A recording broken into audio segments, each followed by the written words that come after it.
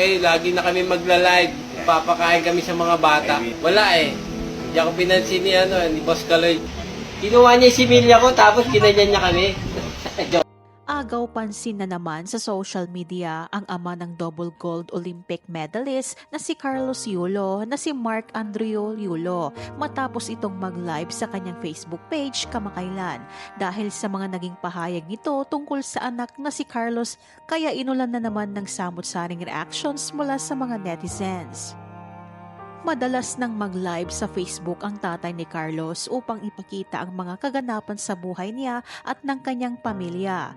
Tila nagugustuhan naman ng mga netizens ang pagbabahagi ni Mark sa publiko ng mga ginagawa niya everyday pati na ang kanyang mga anak, kabilang na ang pagtitraining ni Eldrio.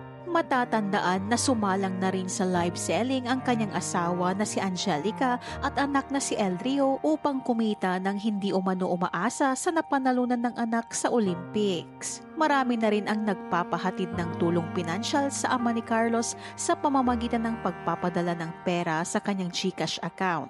Ayon kay Mark, ginagamit niya umano ang ibinabahaging tulong ng kanyang mga Facebook followers sa isinasagawa niyang feeding program sa kanilang mga kabarangay. Sa nakaraang live nito, may isa siyang viewer na nagsabing pabirong tugon ni Mark sa viewer, pakibatukan nga si Kaloy dyan, malapit ka pala sa kondo niya. Pakibatukan nga si Kaloy dyan kapag nakita mo. Sinagot din ni Mark ang isa niyang Facebook follower kung totoong ginatasan niya ang anak na si Carlos. Hirit niyang sagot, paano ko ginatasan? Baka ako ang ginatasan ni Kaloy. Kinuha niya yung similya ko tapos ginanyan lang kami. Kasunod nito, sinabi ni Mark na joke lang ang mga sagot niya pero makikita sa mukha niya ang sama ng loob sa kanyang anak na gymnast. Isa naman ang nagkomento na bagay daw si Carlos sa kapamilya aktres na si Andrea Brillantes na sinang-ayunan din ni Mark.